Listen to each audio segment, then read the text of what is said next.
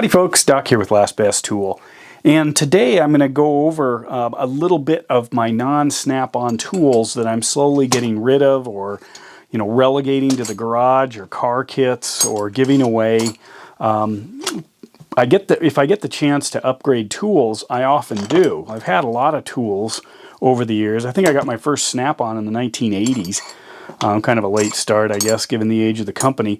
But what I've done, especially lately, is targeted very specific tools where I upgrade. I've used a tool for a while. Here's a Husky 6mm. I used to use this thing a lot. I got the snap-on version of it. I like it better. It doesn't mean I throw this out. What it means is I drill a hole in a wall in the garage and slide it in for those times when I need something quickly. I've got tons of the Craftsman screwdrivers. Oh, look at that! No, is that a number 4? Phillips. I mean, this has spent so much time just sitting out, ground down, so you could get a wrench on it. I don't know. I mean, I built my first tool. It's probably in I don't know, late grade school, early high school, and I started working on bikes, and I couldn't afford tools, really good tools, so I actually made my first pin spanner using some cut-off nails and a piece of wood. But anyway, I've always loved tools, so it's a natural progression, when I get some disposable income to throw towards something else. Here's one of my early Knipex. I love these Cobras coming apart. Beautiful patina, just wonderful. Here's a nut driver I almost never use, but have had forever. Here's an old, I don't know, no brand, I'm not sure what it was, silky smooth pair of needle nose, but look at the tips.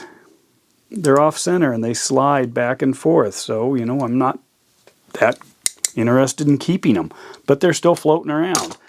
Old, I don't know, I thought these said Bell System on them at one time or something like that. USA made. They've got a couple of stripping holes in them, for phone lines, really fine stuff. Buttery smooth, but there's resistance. If you see that, see how smooth that is? Gravity slowly opens it. It also tells me that something like this is probably 50 years old, and if I'm waiting for my snap-ons to loosen up, they might not.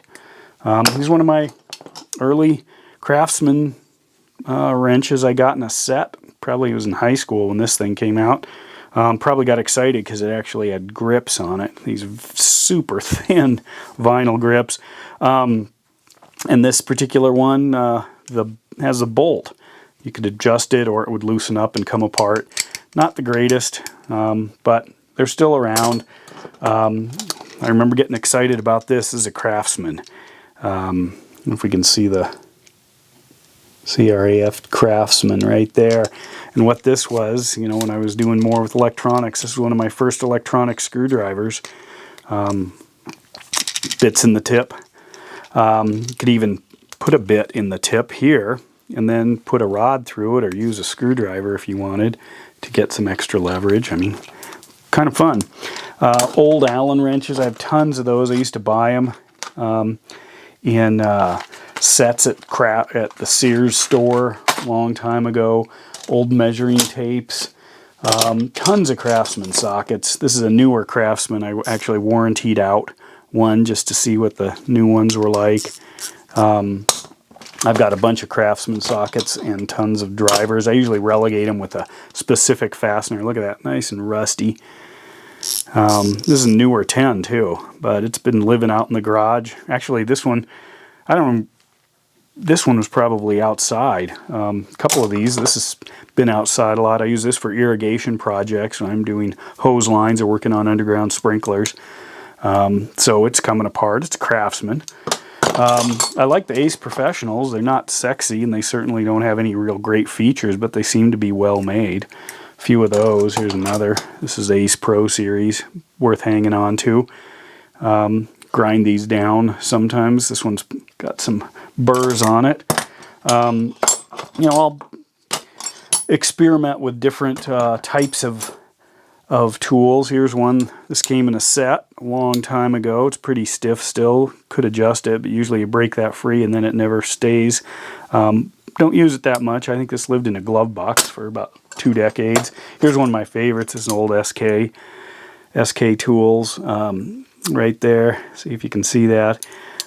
Had this forever. I remember when I got it, and it was like I was moving up in the world from Craftsman to SK. Must be good. Fell in love with Proto a long time ago. Anything that said Proto, I wanted. Somewhere on here, this one says it. See if we can find it here. There we go. Proto. I mean, Pro Tools. How cool was that? Tons of old wrenches. I used to mark the metric with blue. I mean, the SAE with blue and the metric with red or blue. Or red and blue, or just red. Here's another SK, moved up in the world. Lots of Craftsman sockets, Craftsman extensions, bags of Craftsman sockets, rails of Craftsman sockets. So I used those for decades. Oh, withs. Here's my old scissors. Had these forever, these withs. Learned to like withs. You know, here's another withs and this old guy. But I'm going to actually do a video on heirloom tools versus old tools versus vintage tools. But what I wanted to point out here is I've been digging around the tool world for decades. And for this YouTube channel, I tend to highlight a lot of the cool stuff, the newer stuff, the kind of modern or innovative stuff, because it's a lot of fun. Like I did the thing on the snap-on screwdrivers, the adjustable screwdrivers, multi-screwdrivers. This is kind of stuff I'd be comparing it to. Look how rusty this is. This old Klein, it's almost identical. No idea if they still make stuff like this.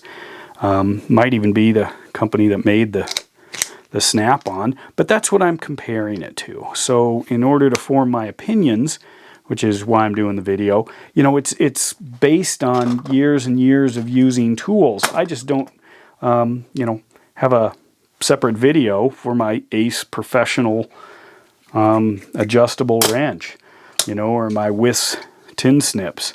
I could, I guess, but when I get something new, I like to share it.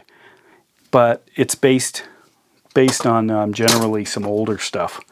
That's where I got my experience with it. Even though I'm a DIYer, I'm pretty serious with tools for the last, you know, decades. So anyway, that's just kind of to address those comments. If you're wondering where I'm coming from with my tools, so there's not a snap-on among this, and I've got tons more. And usually, if I get a good one, I give it away. You know, it's like, or you know, this would be donated, but I'd certainly donate or certainly give away, you know, some better tools to kids starting out or people who need a tool kit in their vehicle. I'm quick to make those, and here, enjoy it. So, with that, Doc out.